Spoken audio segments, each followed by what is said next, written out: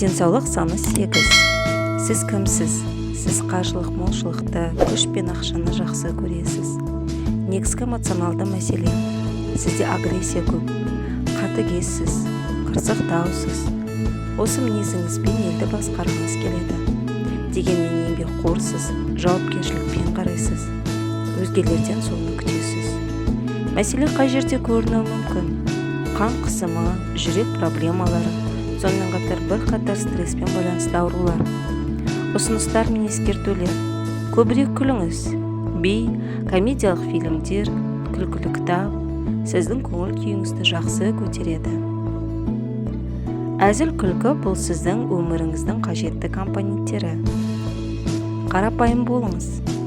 Өмірге жеңіл қарасаңыз, үйлесімділікті, тепе-теңдікті табу оңайырақ болады. Өмір сүру оңай, қызықты болады. Достар, бұдан басқа да видеоларды жіберіп алмас үшін маған тіркелуді ұмытпаңыздар.